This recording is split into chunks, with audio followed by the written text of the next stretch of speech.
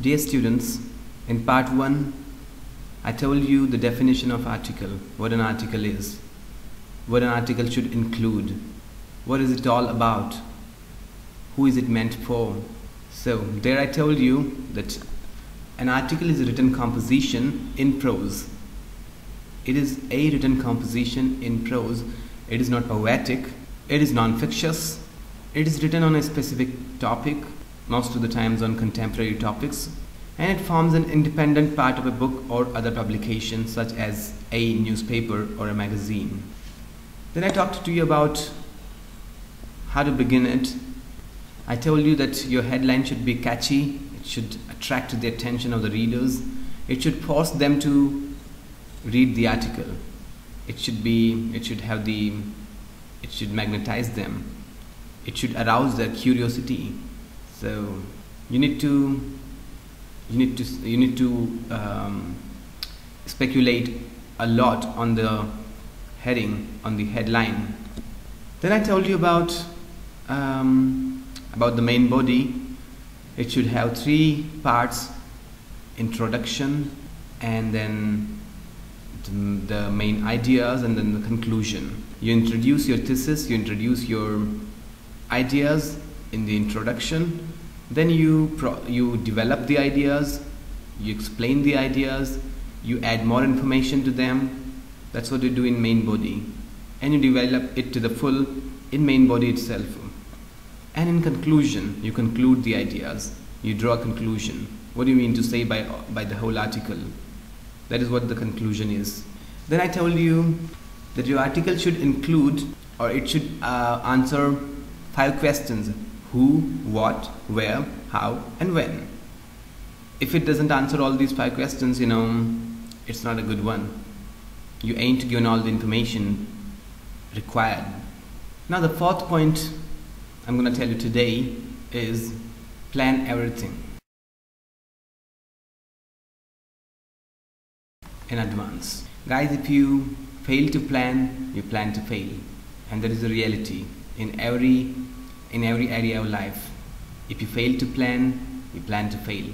So if you want to be a successful article writer, you got to plan everything in advance. You need to contemplate the headline, you need to contemplate the ideas, you need to collect the information, or you need to think it over once if it is already in your head. Then you need to know in what manner you're going to develop the ideas.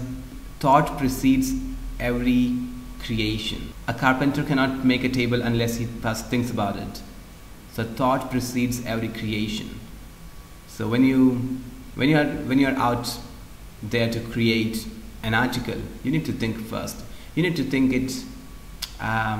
You need to think it over. You need to plan it out from the beginning, from headline to the conclusion, from the first word to the last word. You must know everything in advance. Okay, guys? And if you do not do that, you will not be able to write it successfully. Okay? The next thing I want to tell you is it should have clarity and simplicity.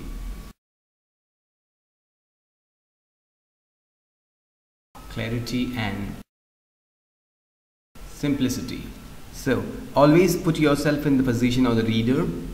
You need to first know which class of readers you're catering to, and you need to provide for their need, what they really want, what things they can understand. You cannot use literary allusions when you're writing for lay people, and you can't just write something in general terms when you're writing for literary people. So you got to know your audience, your readers first, and it should cater to their needs. It should cater to their taste. So it should have clarity and simplicity. And how you do that? By positioning yourself by putting yourself in the position of the reader. Okay, guys. Next thing is it should be logical, natural, and smooth.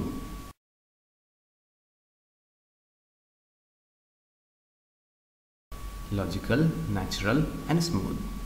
The development of the ideas should be logical, it should be natural, it should go on smoothly. It should not be made up. It should not be contrived. By contrived I mean made up. Next thing is, it should be authoritative. For example, if you want to write an article on Shakespeare, you need to be an authority on Shakespeare. If you want to write an article on Indian politics, you need to be an authority on politics. Means you need to have information, you need to be able to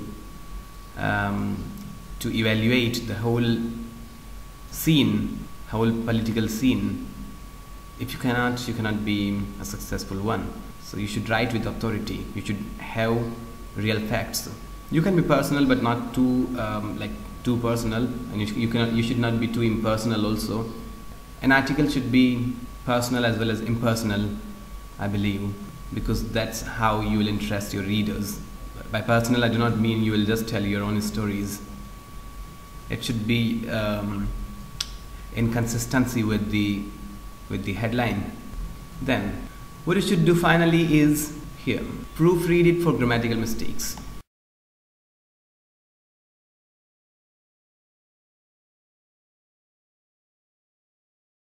Read it again and correct your grammatical mistakes, or you will not score well.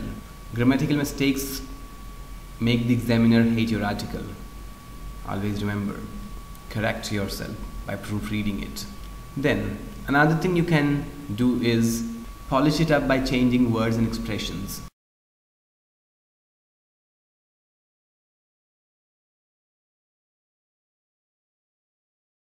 Polish it up by changing words and expressions.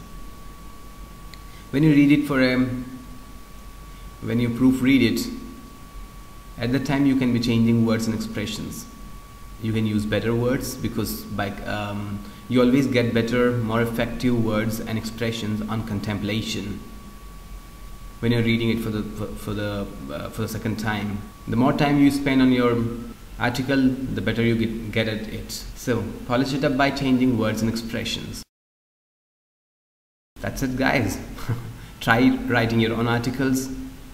Best of luck, because practice alone can make you perfect. I've given you guidelines and I cannot do any more. You got to practice, write and do. How do you learn to play cricket? By playing in the playground. And the coach cannot play in your place, so I cannot write an article in your place. You got to write and you got to practice and you got to learn it. You're gonna get it that way. Okay, thank you very much. Bye-bye.